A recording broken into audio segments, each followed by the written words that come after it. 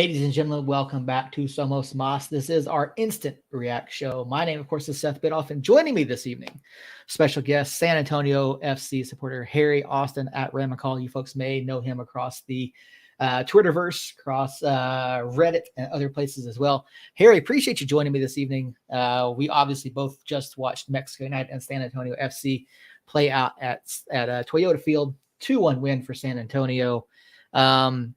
We actually we did our regular Tuesday show this week, and we were all kind of surprised that you and Robert didn't pop in. Now, you said that you were traveling back from Detroit City, so we were really hoping to get y'all's takes ahead of the match. Yes. But so let me ask you real quick: what was your feeling going into it after that just weird match at Detroit City? So I felt confident that SAFC was going to show up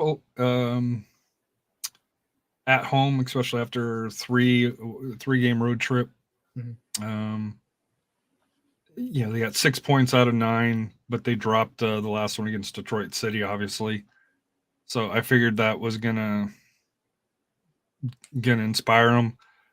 Coach Marcina earlier in the week said, or what, I guess Thursday, Friday, said it was the best week of practice that they had. So I thought it was going to be a victory, but New Mexico, San Antonio, it's always a close game. It's always a tough game. And tonight was no different. I don't remember the last time in San Antonio. Well, I guess that's not true. I guess a couple of years ago, San Antonio walked, put a pretty good score on New Mexico, but historically it's a close one goal match. So I thought it was going to be a good match, and I thought it lived up to it. I think from a New Mexico aspect, the first half you probably want back. Second half, I think it was a lot more even for that here, but also at that point, San Antonio was up 2-0. So it'll be interesting kind of hearing your views of it along those lines here. Just and then, of course, if Team Jacob captain arrives in a little while here. And then, I'm not sure what Earl's doing, but to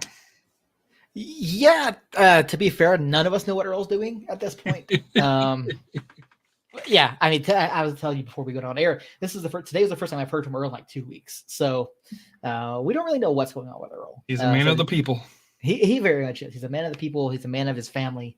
So I assume he's spending time with them. And Jacob mentioned to us earlier he was having some graduation activities and things going on today. Multiple graduations, it sounded like. Yeah, which is interesting for a Saturday night. I'm assuming it might have been other family, not necessarily his kids, potentially other family members. So Jacob, like you said, may or may not pop on for us. But yeah, I mean, it's just a weird match. I would love to have that first half back. We clearly didn't play well, and we didn't text too much throughout this. Obviously we didn't want to spoil anything for Jacob, and I don't know. I watched this. I did send one message, and it was like, and I want to kind of get this from your perspective first. Like, what was going on with that pitch? Like, we saw players slipping and sliding, and like both teams were slipping and sliding. I know they water it before the match. Mm-hmm.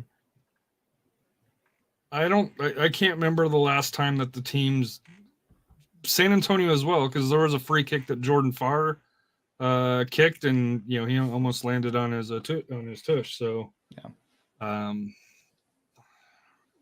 what I don't have an answer for that, but it affected both teams. Obviously, I think it affected New Mexico, especially in the first half, affected New Mexico a little bit more.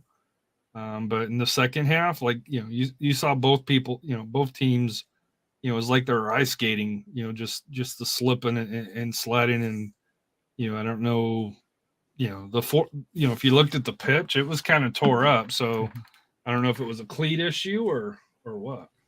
Yeah, it was just weird. And we've seen it at other stadiums. We saw it a lot out in Monterey when we were out there, but it's not really an issue that I've noticed before at Toyota Field. But yeah, it was just, like you said, it did play an issue for both sides. You see at times, players going to, either play a pass or receive the ball, and they're just slipping without any real like challenge or any pressure on them. And so it seemed like changing direction was an issue for both sides at times. And it was just kind of an oddity of things that we don't really see a whole lot of, particularly in that matchup. We do see the physical play, which we got plenty of tonight. We had quite a few calls or no calls that the San Antonio crowd felt were incorrect. But yeah, no, you look at the way both teams played, and really, I mean, hats off to San Antonio and Alan Marcina. Great game plan. You saw the pressure. You saw San Antonio closing down 3-4 guys at a time anytime United touched the ball, especially in the first half. And they did keep up the pressure throughout the match, but I mean, that just constant pressure prevented United from getting really anything going at all, and it resulted in 0 shots for United in the first half. And anytime you get shut out like that, you're not even sniffing goal. It's going to be hard to come back from. And it really did kind of live up to what this almost, I don't want to necessarily call it a rivalry, because it's not something that's ever has been pursued in any sort of media or fan support. But I mean, it really is a tough series, no matter where they're at. And the physicality is something that really stands out to me, and you could really see that throughout the match tonight. I just didn't, obviously I'm a San Antonio FC fan. Mm-hmm. I just didn't understand the game plan by Coach Prince. Mm-hmm. Because San Antonio is very direct. San Antonio is very physical. But now I was at the game, so I didn't watch it like you did on TV, or I haven't rewatched it yet. But possession-wise was 54-46 in the first half.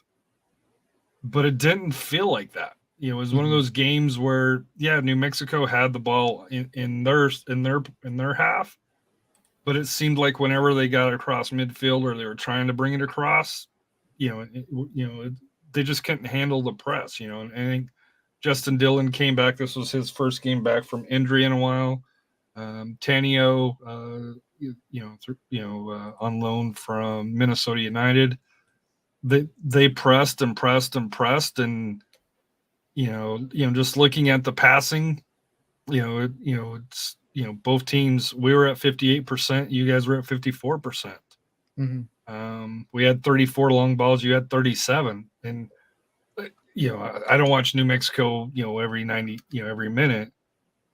But are you guys more of a long ball team now as well, or I thought you guys were more possession based? We're definitely more possession based, but the direct play, the long ball, is something that we do see Zach try to pull out, particularly against clubs that do press like that. We saw it against Monterrey. It didn't necessarily work out for us against Monterrey because we just couldn't take advantage of the spacing that was there. And we didn't necessarily see a lot of it in the first half tonight either. But once we started going to that long ball in the second half, it definitely played better for us against what Marcina threw out there from you guys. And to me, like I said here, I wondered, we won 19 aerials compared to you guys 1 and 12, and I know that's not a lot, but it just seemed like if it was a ball in the air, San Antonio most likely was winning it or deflecting it backwards. It wasn't ever. It wasn't ever a positive play for New Mexico if it went in the air, and that's why, to me, I kind of asked that question because obviously in the back with San Antonio with Tainer, Garcia, and Bautista. They're all 6'2", 6'3" physical guys. And what who's your forward? He's a big dude. Was it Doling? Josh Dolling, yeah. He's a big guy, but outside of that, there's not a lot of height and physicalness up top. No, there really wasn't tonight, which is odd because you got Hurst on the bench, a guy who's physical, not necessarily, he doesn't necessarily have as much height. I mean, I think Dolling is the tallest guy on our team at 6'1", 6'2". Yeah, Dolling is tall. And I think 6'2" is generous, but I could be wrong there. But yeah, we didn't have a lot of height. And you see, anytime we got in the air, in the attacking third, we do try to cross that ball in. You're crossing guys like Sergio Rivas and Chris Wehan and Amando Moreno, who are 5'9". So yeah, it's something that we've struggled with against San Antonio for years, is getting that is that size disparity there. Let We me got a ask you a couple. question Yeah. here. Weehan historically has done well against San Antonio. Mm-hmm. I can't remember outside of, I know not San Antonio, but New Mexico fans had issues with the play-by-play announcer, mispronouncing Yeah. the name. But outside of that, I don't really remember him having an effect on the game, and especially normally not the effect that he historically does against San Antonio. Yeah, he was extremely quiet tonight. Looking at what he did, I mean, I'd say he probably had around 24 touches, maybe, without actually going and counting them. But yeah, he really wasn't able to get on the ball a lot tonight. He is coming back from the injuries. This is the second game back for him. Okay. So I mean, go out, put 82 minutes in. I mean, he didn't necessarily look bad on the ball, but he definitely wasn't anywhere near as involved as we have seen in the past and as much as we would like. And so I think that really held him back a bit from doing the things that we'd like to see. Now, Sergio Rivas kind of stepped into that role a little bit. You can see him dropping deeper and picking up the ball and trying to get forward, which is something he's done really well so far this season. But yeah, B's just, while he is the guy that can have that magic touch, that one moment, he's someone who thrives when he's able to get on the ball and push forward and then get into space and either create or open up opportunities for himself. So without that opportunity tonight, there really wasn't a whole lot he could do. Robert in the chat, how you doing, buddy? And Jane Lilly, not having Kalen Ryden was a problem. I actually disagree with that.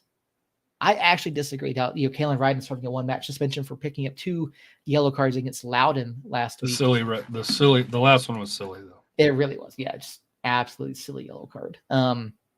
I felt like Kyle Colonna, and Kyle is a guy I wrote about in my preview article for 1017 The Team, saying that Kyle, if he gets the opportunity to put in some significant minutes tonight, could have an impact on the outcome of this match. He's got size, he's physical, and you could see him really play into that match and play against the physicality of San Antonio. So I felt like he had a pretty good night. Goal. Picked up a goal, first career professional goal in his first career start. So congratulations to Kyle on that. And I mean, yeah, you obviously want veteran leadership from a guy like Kalen Ryden, but I felt like Kyle Colonna did a pretty good job. I kind of just wanted to see him come off. I don't think the defense for New Mexico, or at least the back line, was the problem. To me, it was the midfield, right? Yeah, that's what I would say. Like Rivas and Moreno. Yeah. And Weehan, to me, they didn't really have their normal impact. And I don't know if that was just due to the pressure by SAFC or what. But to me, that's the back line. Kyle, was it Colonna? Colonna, yeah. I'm sorry if I mispronounced it. And then Seymour, I thought they did well. It wasn't a perfect game by them by any means. Don't get me wrong. But I thought the back four did a decent job. Because they kept, for San Antonio, they had more opportunities than what they converted. Oh, by far. I mean, you look at some of the plays that they had, and Austin Yearwood showed up big in the second half. A couple really big recovery runs, getting in front of some balls. Oluwasi off the right hand side in particular. I think twice he was in there. Mm-hmm.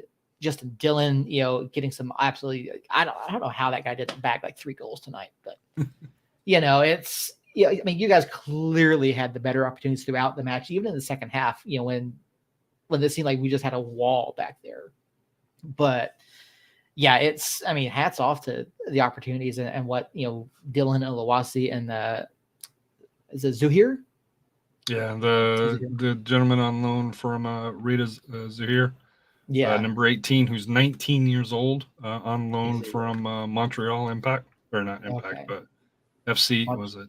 FC Montreal now? It was Montreal Impact, but yeah. I'll get fined if I was an MLS show for that.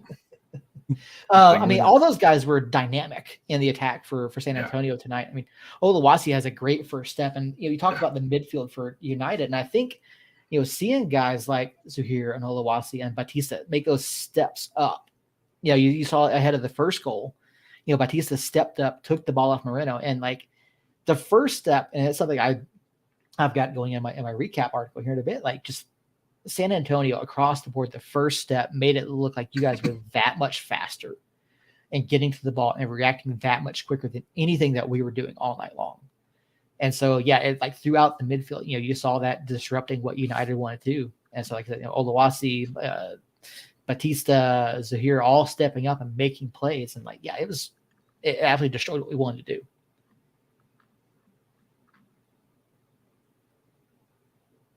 And, I thought there was an opportunity for United, to, if we could get that push going forward, to, turn Tainter, because he's not great going back to goal.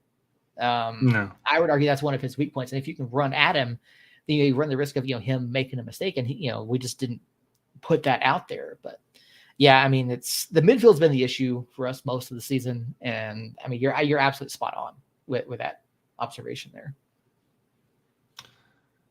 So from a New Mexico, obviously I'm a San Antonio fan here, but for New Mexico, what do they take away from this match?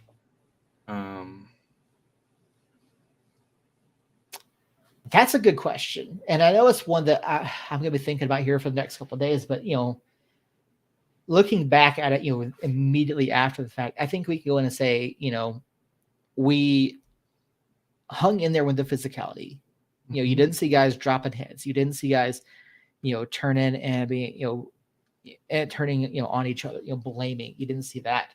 But really, I think it's, like I said, dealing with the physicality, and then, coming back from 2-0 down to then be pressuring up until the final whistle. Like, it just shows that, this team historically has never done well when playing from behind. Right. Never done well. And so, I think this shows that there is fight there. And, Zach was able to make changes at halftime to whatever they were doing. Again, we mentioned the switch from, the more ticky-tack possession style to, going more direct. And so I know a lot of people want to say, hashtag, Prince out, fire Prince, all that kind of stuff. But like, it just shows that, Zach is capable of reading the game, making changes, and then you see the players, fighting until the end. And so, yeah, I think there's some positives there that can be taken away going into this next stretch of some really tough matches for us. Same question to you for San Antonio. I mean, obviously, tough match, San Antonio, defending champions, a club that's expected to be fighting for that top spot this season. Right. From a match like this, where you're heavily favored, I think it was like 57% favorite. If you look at 538. I mean, what do you take away from the way they played in the first half compared to the second half, and then, going into the next match or two? I think for San Antonio,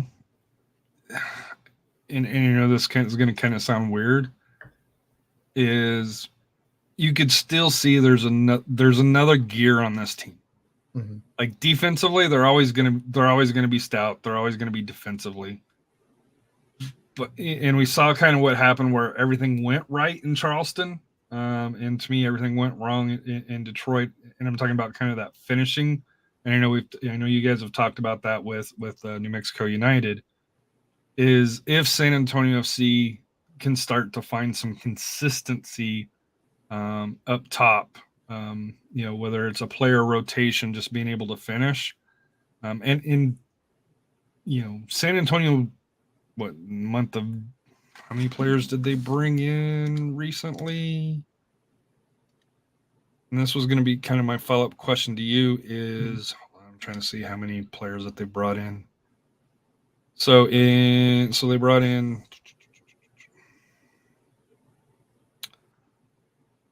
so since April 8, mid-April, so we're about 6 weeks. Mm-hmm.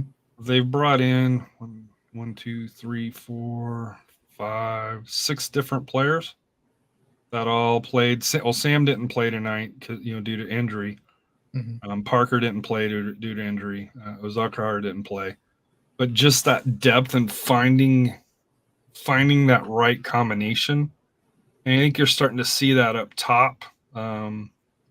with Dylan coming back from injury and how he kind of holds things up, and he does a lot of the dirty work, I guess you could say, that may not get on the stat sheet, but he's a pivotal part.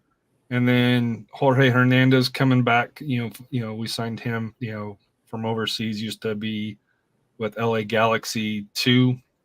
You can start to see him with him and Pirano giving you that kind of 1-2 punch in the midfield with the attacking. To me, for San Antonio FC, the scary part about it is I don't think we're playing our best yet. I don't think so either. Defensively, like I said, solid. Jordan Farr, probably one of the top 3-4 goalkeepers. I think he's probably high, top 1 or 2, but we'll say top 3-4, because I do think the defense in front of him makes a big difference as well for a goalkeeper. Because let's not forget, when he was with Indy, he didn't have the same results. He comes to San Antonio, has a higher level of defense in front of him, and he's showing that world class on there. But from a San Antonio aspect, and I know Coach Marcinus, still putting the puzzle together. And to be honest with you, he probably won't finalize that puzzle till probably into July, August, as you get ready for that playoff push, and then start to fine tune it at that point. But for SAFC to get a quality win against New Mexico, I think we got El Paso next for here, which will be a huge match, because New Mexico, or actually we got San Diego, then El Paso in the next 2 weeks here in San Antonio. So for SAFC, if they can find that consistency, and I know you guys have talked about it as well, the consistency scoring, because defensively, I think both teams are solid. I think they, I think both teams defensively gave up a goal that they probably wish they wouldn't have. The second goal for San Antonio, which was a ball that dropped in the box, and Garcia was able to clean up. And then the New Mexico goal was kind of very similar, where ball bounced around in a box, and your center back, finished it as well. The first goal, I think Farr even got a hand on that one too. So, yeah, it's just. But to me, there was like the 2 goals that I think they weren't drawn up how it was supposed to be. But both teams converted similar goals, along those lines, where I think they're both off set pieces for that here and through there. Now the first goal, Ryda got through and put a shot past Alex, and I don't know if Alex could have got to it or not. I haven't been able to see the replays to see his positioning or anything along those lines, but Zahir went across the middle and cut it back, and as an SAFC fan, I thought it was a great goal, and defensively, that was probably the only lapse maybe where New Mexico didn't close them out, or but from a New Mexico aspect, I won't lie to you, when you guys got that first one back, San Antonio almost immediately answered, which I think they would love to have been up 3-1 when it kept it as 2-1. I won't lie to you, the RGV New Mexico match where you guys got those 2 late goals. You guys have it in, and I think you guys had a couple of quality chances, just it wasn't able to do. Yeah. Comment over here in the chat. Definitely agree. This result seems down to a failure to get the ball forward than a real issue defensively speaking. Yeah, no, I mean, absolutely. And I think that, again, we talked about it a little while ago, is talk about the play through the midfield. I mean, that really was it. And you talk about, the RGV match, where we scored 2 goals in basically the final 90 seconds of that match. And so that United gets the 1 back, and then Oluwasi gets a tremendous run off the right. I thought, I don't have, again, an opportunity there. I mean, obviously Tim Backus came off his line, made himself big, and Oluwasi just shanked that one left. Pushed it wide, yeah. Yeah. But yeah, a lot of really good opportunities for San Antonio to really put this match away compared to the opportunities that we had. And it's just tremendously talented side. Really the only roster move we've made is we let Timothy Azali go out on loan. So, we haven't brought anybody in. I don't expect Zach to bring anybody in. But I think the one thing that I've noticed, and we're starting to see it with Charleston, they brought players in. San Antonio's obviously brought players in. I think if you're going to be contending for the playoffs, and especially if you're wanting to go deep in playoffs, you got to have that depth. And I know you and I were talking about your guys' schedule coming, maybe not in June, but July, August, we're number one, it's hot in Albuquerque. Number two, the backloaded schedule, you need to have that depth. Especially if you pick up a few knocks here or there, or yellow cards, red cards type things here. And to me, that's my one concern about New Mexico is do they, I think the starting 11, they have the talent to do it, but if you go 18 or 20, do they have the talent to go the full season and make the playoffs for later? Because when you looked at the substitutions that San Antonio FC made, they were like for like. There wasn't really much dip in quality, and I'm not saying you guys dropped in quality. Bringing on Santi Moore, Suggs, and the youngster Alex Wagner, and Greg Hurst. But to me, that's where maybe that's the difference between San Antonio and New Mexico right now. And I know you've talked about it, is the speed was really noticeable. But to me, for New Mexico is, will they have the budget to bring in, a couple of key pieces to help get them over? Because you guys are in the playoffs or outside the playoffs right now? As of right now, we're still inside the playoffs. So you're in the 8th slot, 14 points, 10 matches. So, still got a game on everybody. It doesn't hurt that everybody around us lost. Well, the problem is I don't think RGV is very good. I don't think Orange County is very good, and I don't think the Lights are very good, despite them beating Phoenix. Yeah, I don't think that's it. So it's really going to come down to that 8th to 9th slot between Monterey Bay and New Mexico United. And to me, that's where kind of bringing in maybe a couple of those players, whether it's, on loans from MLS, which I'm kind of surprised you guys don't do that, more. I know we've got 5, which I think is probably the maximum that you can have, for that here. So, well, we do have a link to New York Red Bulls now. So, Troy, if you're listening, if you got any guys that need some loan time, but yeah, I mean, historically, we haven't been a side to bring people in. Now, I know last year we brought in, Kevon Frater. We brought in, Chris Wehan the year before that, mid-season transactions. But they're older players that know the system. Yeah. And that's the thing that kind of bothers me a little bit with New Mexico is they don't, that's why I'm excited about, was it Wagner? And I'm sorry if I mispronounced his name here. No, that's Kelowna. He's a young kid. I don't even know if he shaves, but he brings in talent, and to me that's what New Mexico needs to do is kind of find those youngsters that that can, like Santi Moore, when he first came to New Mexico, along those lines here. But and we did have 2 other young guys on the team sheet tonight. Andres Robles and Mylar Garvanyan. Both of them were on the team sheet as well. Unfortunately, we didn't get to see them because, I mean, Andres, he got an assist a couple weeks ago. Absolutely beautiful cross from the right wing. He's a very dynamic player. He's very much along the lines of, say, a Daniel Bruce in terms of what he brings in terms of his up and down the pitch.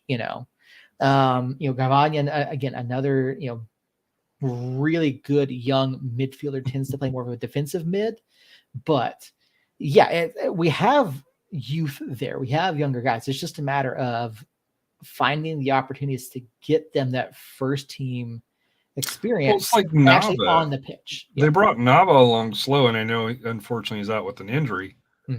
But to me, there's talent. It's a matter of it's a matter of Will New Mexico bring it in? Because what was their average age? I think average age is like 29, 30, somewhere in there.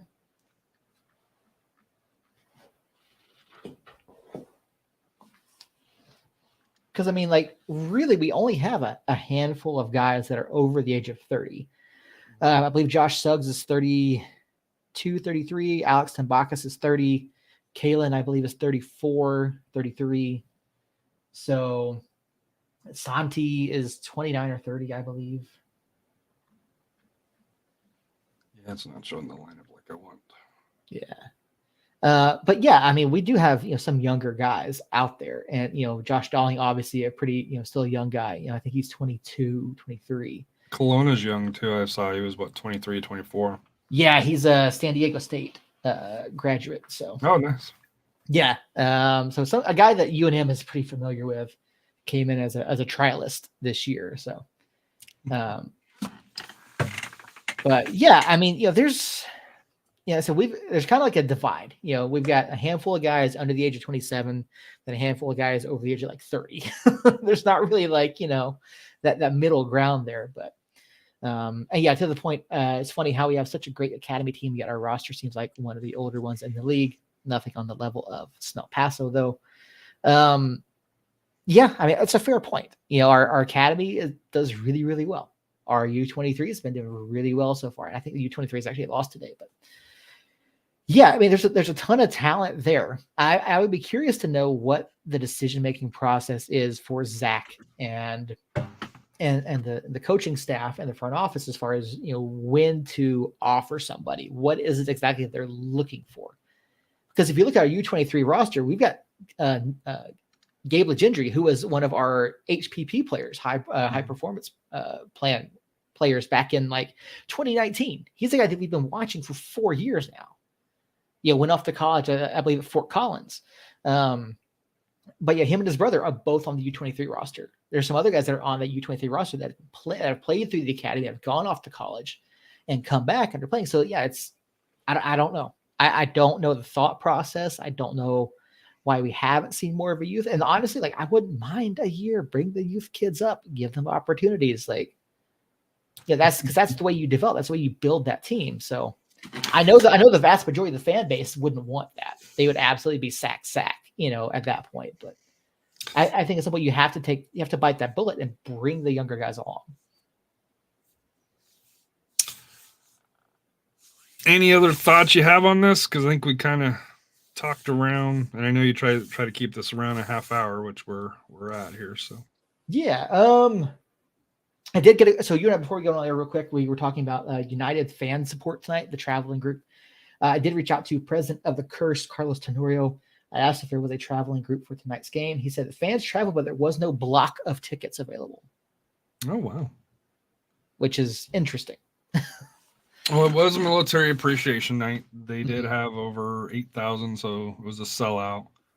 It just to me, it struck me as odd at the tailgate here that there wasn't the normal Curse supporters that normally make the trip. Now, going through, we did see 2 weeks ago, you guys traveled well to Austin. You guys traveled well to Loudon on your last match here. So, and I know you got a match against Tampa in a couple of weeks. So, yeah, it was just, to me, with holiday week, but it was just kind of odd. And I sent a text to you and Jacob. I was like, where is the New Mexico fan base? Because you guys historically travel well, especially to the San Antonio match. But that's disappointing that SAFC didn't free up the tickets, if that's what actually happened or what. Yeah. So, I mean, I get the appreciation nights, and we obviously have something, I think, at just about every single home match this year. Obviously our next one is Devin Sandoval night. So, but the club always makes sure there's a block of tickets available for traveling supporters. Now, it may be the worst seats in the house, but there is a block of seats available for El Paso to come and cry when they lose. But yeah, I mean, I find it, I don't know, I find it really odd if there was not a block of tickets set aside. I mean, all power to San Antonio, fantastic crowd tonight. I felt, it was probably one of the biggest crowds I've seen at Toyota Field, at least in terms of the broadcast. But yeah, that'd be an odd decision if there wasn't a block of tickets available. It just did. I don't know. It seems odd, but with it being military appreciation night, it wouldn't have shocked me. But normally, they do have a block for away fans. But yeah. All right. So what's next? You said San Diego's next for you guys. Yeah, we got San Diego next week, and then we get El Paso here in San Antonio. Okay. And I believe you guys get El Paso as well. We do, yes. El Paso next week. Tampa, yeah, like you guys get El Paso on the 3rd. We get El Paso on the 10th. So, and they're red hot. So, I know we don't like to give them any credit, but after an 0-3 season to 0-3, 3 straight losses to start the season, the locomotive is going full stream right now. I don't think when do they play again? I think they play, if not tomorrow, then next week. They play you guys next. Yeah, so they get a nice little break in between. But yeah, so they last played at Birmingham with the W, and then June 3rd they travel up to you guys. Was it I-25 that they travel up and see you guys, which is always as a neutral is always a fun rivalry to watch. Eighth Notch and the Curse, 2 great supporters groups. Between the 2 clubs, I don't think the teams like each other very much. No, especially Yuma. Well, nobody likes Yuma. Yeah, no. I mean, Santi and Yuma. That's gonna be fun to watch next week. Well, it was Sandoval and Yuma. Those two had some moments. What we'll just say, but but no. To me, like I said here, and to me, where New Mexico has to kind of be careful, is trying to move up, because no offense, but I don't know if I wouldn't want to be the 8th seed to have to go to Sacramento, because I think Sacramento is an elite club. I do expect San Antonio to finish second or first, along those lines. I don't believe El Paso will continue on their track.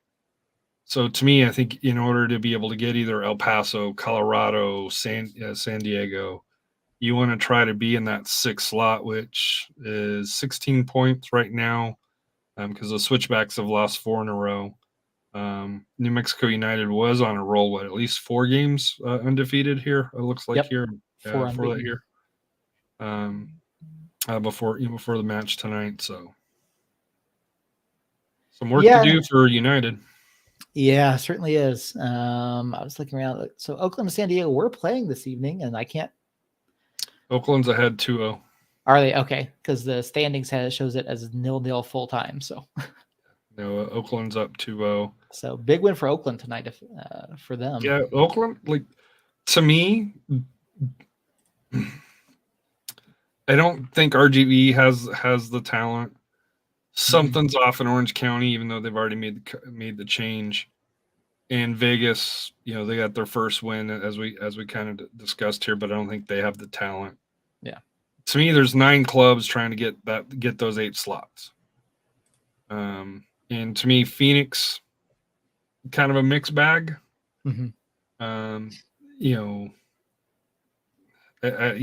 Especially after last night losing to Vegas to give Vegas their first win.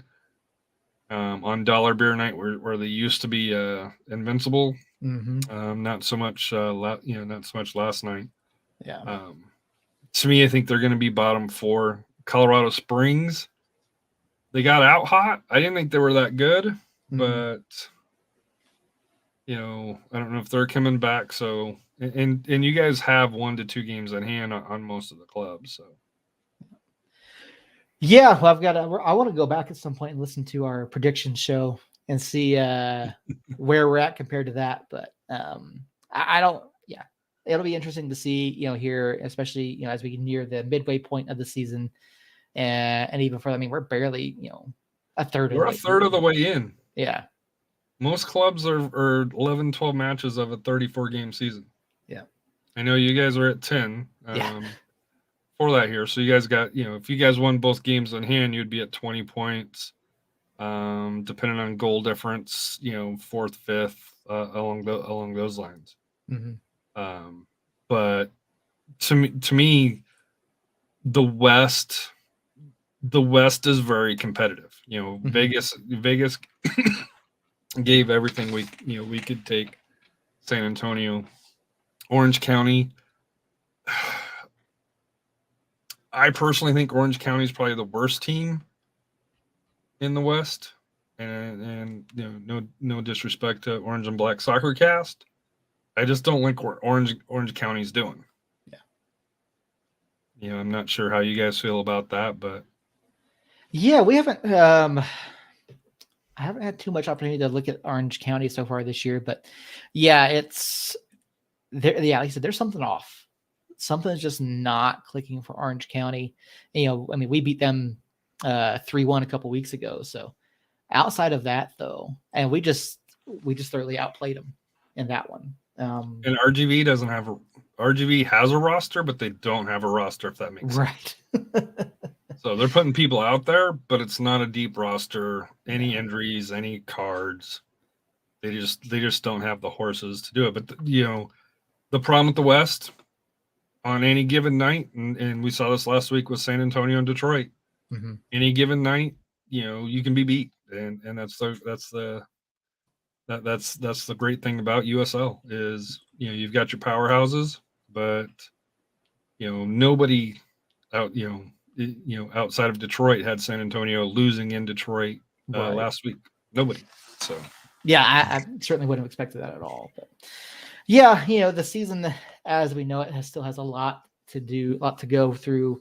I'm sure we'll see some ups and downs along the way, some more shocking results. I mean, Tampa Bay, after their slow start, they've run off 5 in a row. So, obviously, again, El Paso, you mentioned them earlier, 8 unbeaten since their 0-3 start. So, a lot of interesting storylines coming up in the coming weeks. Lots of interesting matches. Again, San Antonio against San Diego, followed by El Paso.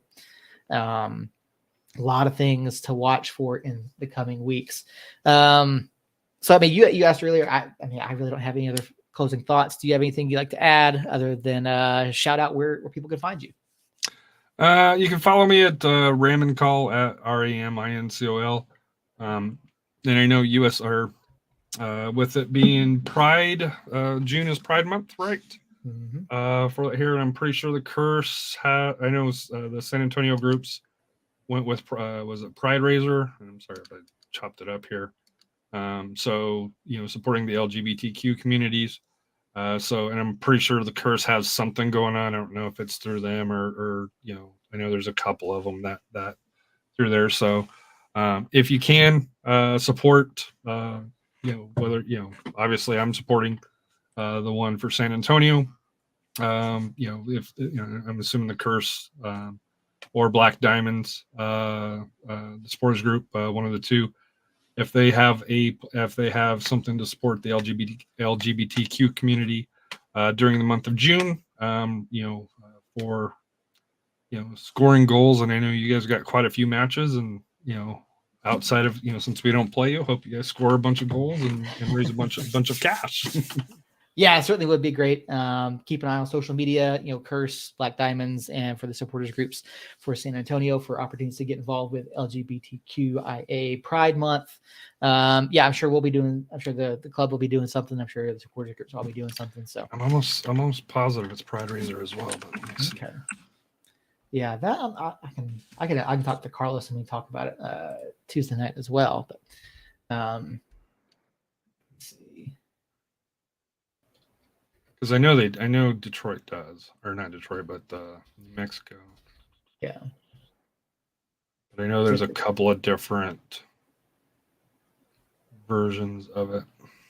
Yeah. But yeah, no. Trying to see. I'm not seeing it on there. Yeah. I don't know. Very good question. We'll find out. Tuesday, you'll find out. Yep, we'll find out. I'll talk to Carlos and see what they're doing. But Yeah, Harry, thank you so much for hopping on. Do appreciate you as always. Always good to hear from you. Always good to have an outside voice looking in. Because we can all be a little bit Jacob biased. showed up. Team Jacob did show up, absolutely. Team Earl, nowhere to be seen. Well, that's not true. Robert did show up and say hello, Seth. So I don't know did. if he's moved over to Team Seth, which would give you 2, because I think David is also on your side as well, right? David is on my side as well. And there is another member of Team Seth, but she does not pop into the chat. So she does watch and listen. So she's very shy. So for those keeping it home, Seth has 3, Jacob has 1, Earl a half. Maybe, yeah. we'll have to verify those numbers with Earl when he comes back to the podcast at some point. So, Harry, thank you so much. Again, San Antonio 2-1 winners tonight over New Mexico United. For Harry, for Jacob, for Earl, I'm Seth. Thank you guys so much for watching. And until Tuesday night, 9 o'clock Mountain Time, Somos Unidos.